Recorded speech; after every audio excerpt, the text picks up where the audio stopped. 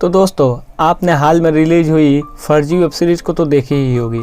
तो आज जिस मूवी को एक्सप्लेन करने जा रहा हूँ उसकी स्टोरी भी फर्जी वेब सीरीज की जैसे ही है, जो कि सन 2018 में आई थी। तो आप इस वीडियो को पूरा देखकर कमेंट में अपना ओपिनियन जरूर दें।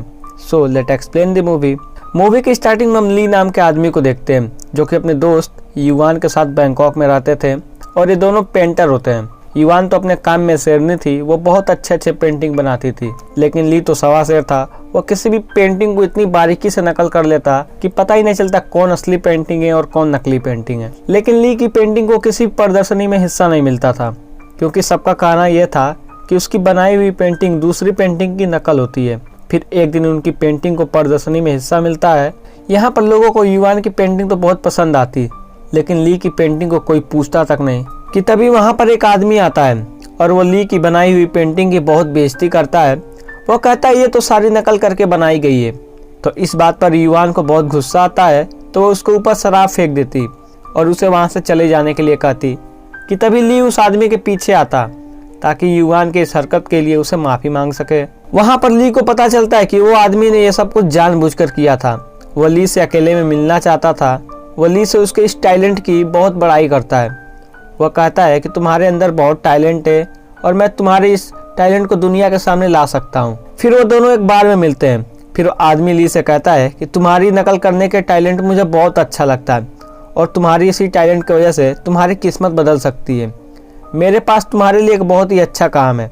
फिर ली वहाँ से वहीं पर आ जाता है जहाँ पर प्रदर्शनी लगी थी। फिर वहाँ पर आकर उस पेंटिंग को ही जला देता है जिसकी बेइज्जती की गई थी। फिर ली उसी आदमी से मिलता है और कहता है कि मैं तुम्हारे साथ काम करने के लिए तैयार हूँ, बताओ मुझे किस तरह की पेंटिंग बनानी है। वो आदमी $100 का नोट दिखाता है और कहता है कि इसकी नकल करना है। वह कहता है कि हम इतने ज़्यादा नकली नोट नहीं छाप सकते, लेकिन मैं तुम्हारी इस टैलेंट से कामयाब हो सकता हूँ। ली ये सुनता है तो थोड़ा परेशान हो जाता है, क्योंकि यह सब इलीगल था, लेकिन वह सोचता है कि इसके बाद वो बहुत अमीर होने वाला है। फिर वो काम करने के लिए मान जाता है। यहाँ पर ली घर आकर देखता तो युवान वहाँ से चली गई थी, क्योंकि जिस पेंटिंग को ली ने जलाया था उसके पैसे युवान को भरने पड़े थे। फिर हम देखते हैं कि ली उस आदमी के साथ प्राइवेट जेट से दूसरे शहर में जा रहे थे। यहाँ पर उस आदमी के और भी साथी थे जो कि नकली नोट को छापने और बेचने का काम करेंगे। यहाँ पर मेन काम था कि उस नोट को सेम टू सेम प्रिंट करना, और इनके पास कितना भी अच्छा प्रिंटर रहता तो उस नोट के बारीक चीज़ों को प्रिंट नहीं कर सकते, लेकिन ली हर बारीक चीज़ों को भी नकल कर सकता था। और दूसरा चीज़ था ऐसा कागज़ का यूज करना जिसमें स्क्रैच ना आए, और उसकी खासियत ये होती कि जब भी नीली स्याही से लिखा जाता तो उसे पीले रंग में बदल देता। अब इधर हम देखते हैं कि उस आदमी को वह कागज़ मिल गया था जिसमें कि नकली नोट को बनवाना था। हम देखते हैं कि ली यहाँ पर कई दिनों तक नकली नोट बनाने में लगा रहता है। वह नोट पे बनी हर छोटी से छोटी चीज़ को सेम टू सेम बना देता है। वह लोग यहाँ पर चाइनीज़ तरीक़ों का यूज करते हैं। वह नोट की पेंटिंग को एक मशीन में रखते हैं और उसके ऊपर नीचे कागज़ रखकर वो जैसा चाहते वैसा ही हो जाता। फिर वो उस नोट को बहुत ही बारीकी से छापते। उनका हर काम परफेक्ट होते जा रहा था। वो उस कागज़ को भी ढूंढ लिया था जिसमें इन्हें नोट को छापना था। वो एक कंपनी में जाते हैं और वो सारे पेपर को खरीद लेते हैं, और किसी को शक ना हो इसलिए वो कहते हैं कि उनकी कंपनी किताबें छापने का काम करती है। इधर हम देखते हैं कि वो बहुत ज़्यादा नकली नोट को बना लिए थे।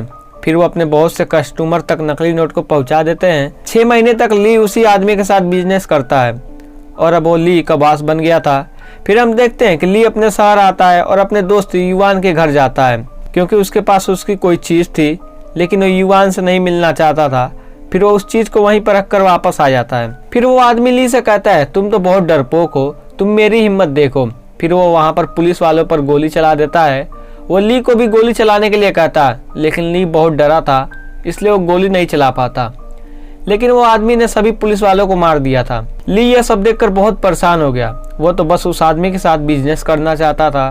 फिर हम एक पुलिस वाले को देखते हैं जो कि नकली नोटों की जांच पड़ताल करता है। उस ऑफिसर को इसलिए बुलाया गया था क्योंकि पुलिस को यह बात पता चली थी कि पिछले कुछ टाइम से शहर में नकली नोट छापे जा रहे हैं। फिर हम देखते हैं कि वो दोनों ऑफिसर अपनी असली पहचान छुपाकर नकली नोट को ढूंढने के मिशन पे लग जाते हैं। काफ़ी लोगों से मिलने के बाद उन्हें उस आदमी से मिलने का मौका मिल जाता है जिसके साथ ली काम किया करता था। वो वहाँ पर पहुँच जाते हैं जहाँ पर ली का बॉस मिलने वाला था, लेकिन वो वहाँ पर नहीं था बल्कि वहाँ पर उसके आदमी थे।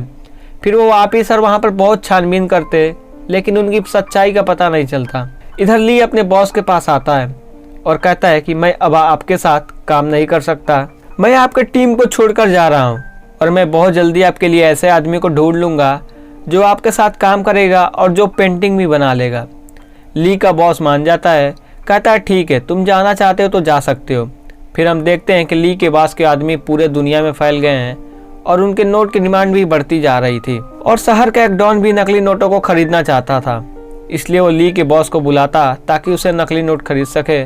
लेकिन हमें पता चलता है कि बहुत टाइम पहले उस डॉन ने ली के बॉस के पिता को मार दिया था। इसलिए ली का बॉस उस डॉन को नकली नोट तो देने आया था, लेकिन वो उसे मारना भी चाहता था। इसलिए वो यहाँ पर ली को अपने साथ लाता है और कहता है कि जो जैकेट में बम है उसे जला दो। लेकिन ली बहुत डरा था, इसलिए वो ऐसा करने से मना कर देता है। पर तभी बाहर एक बहुत बड़ा धमाका होता है और फिर वहाँ पर फायरिंग होना शुरू हो जाती है और इस धमाके में डॉन और उसके आदमी मारे गए थे, लेकिन एक लड़की बच जाती है जो कि डॉन के साथ काम किया करती थी। और फिर वो लड़की अब ली और उसके बॉस के साथ मिलकर काम करने लगती है, जिससे कि ली की उस लड़की के साथ काफ़ी अच्छी दोस्ती हो जाती है। फिर वो नकली नोट छापने का काम बंद करके कुछ दिन तक ब्रेक ले लिए थे और फिर ली अपने शहर में अपने बॉस के साथ आता है। फिर वो युवान के पास आता है और देखता है कि युवान एक मशहूर आर्टिस्ट बन गई है। लेकिन जब ली को पता चलता है कि युवान अब शादी करने वाली है तो उसे बहुत ही दुख होता है। फिर उसका बॉस कहता है कि तुम युवान को अगर इतना चाहते हो तो तुम उसको लिए लड़ना पड़ेगा, तुम उसको बताओ कि तुम उसको कितना प्यार करते हो। फिर उसका बॉस ली को अपने साथ लेके आता है जहाँ पर उन्हें मीटिंग करनी थी और ली के बॉस को पता चलता है कि एक पुलिस वाला उनकी टीम में शामिल होकर उनकी छानबीन कर रहा है। और ली के बॉस को पता चलता है कि उनके पीछे पुलिस इसलिए पड़ी है क्योंकि उनकी टीम का एक मेंबर रूल को तोड़ दिया था, जो कि नोट छापने का काम करता था। उसने नकली नोट से एक घड़ी खरीदी थी और इसलिए पुलिस उनके पीछे पड़ी थी।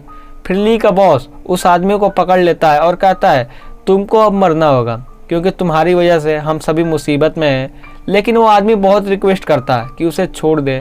यहाँ पर ली भी उस आदमी को बचाने की बहुत कोशिश करता है, लेकिन फिर भी ली का बॉस उसे मार ही देता है। फिर ली का बॉस उस ऑफिसर से मिलता है जो कि इनकी छानबीन कर रहा था, पर वो ऑफिसर नहीं जानता था कि उसकी सारी सच्चाई पता चल गई है।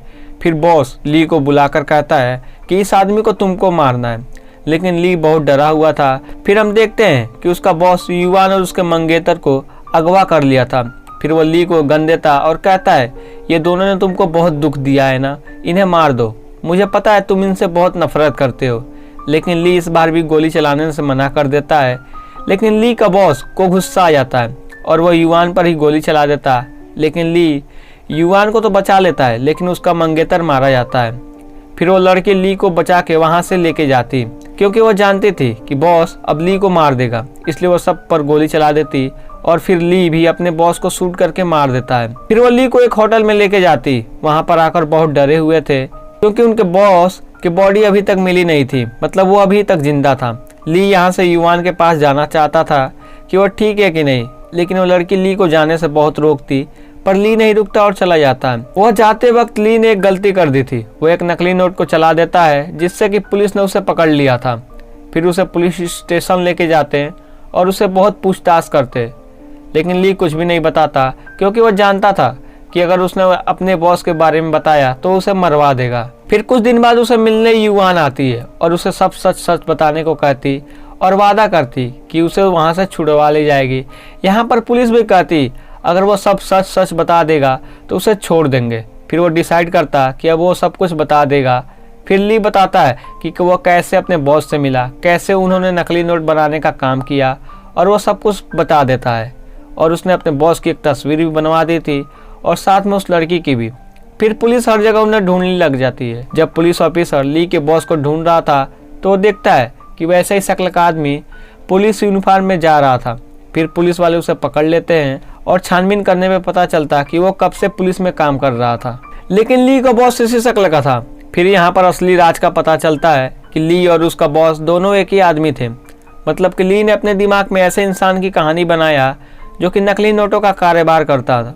मतलब कि नकली नोटों का कारोबार ली ही कर रहा था और उसने सबके सामने अपने आप को सीधा साधा बनाकर पेश किया, और जो भी उसके बॉस ने गलत काम किए वो और कोई नहीं बल्कि ली ही करता था। फिर हमें यहाँ पर एक और बात पता चलती कि जेल में ली को युवान छुड़ाने के लिए आई थी वो लड़की युवान नहीं बल्कि वो लड़की जो डॉन के साथ काम करती थी वो थी।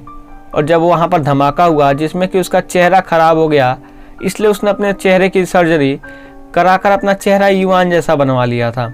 और वो ली को बहुत लाइक करती थी, इसलिए जेल में सिर्फ ली को बचाने आई थी। फिर हम ली और उस लड़की को देखते हैं और वो लड़की ली से कहती कि क्या तुम मुझे पसंद करते? तो ली कहता है कि नहीं, मैं सिर्फ असली युआन से ही प्यार करता हूँ।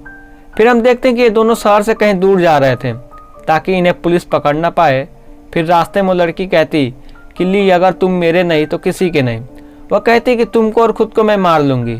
कि तभी पुलिस भी उन्हें चारों तरफ से घेर ली थी। कि तभी उस शिप में एक धमाका होता है और उस धमाके में ली और वो लड़की दोनों मारे जाते हैं। फिर हम देखते हैं कि पुलिस युआन के पास जाती और यहाँ पर हमें पता चलता है कि युआन और ली के बीच ऐसा कोई रिश्ता ही नहीं था। मतलब कि ली ने सारी कहानी अपने दिमाग में खुद बनाई थी कि वो युआन को पसंद करता है और युआन उसे भी पसंद करती है, लेकिन ऐसा कुछ नहीं था और ये मूवी यहीं ख़त्म हो जाती है। तो दोस्तों, मूवी की एक्सप्लेनेशन आपको पसंद आई हो तो वीडियो को लाइक एंड चैनल को सब्सक्राइब कर दीजिएगा। तब तक के लिए लव यू, बाय बाय।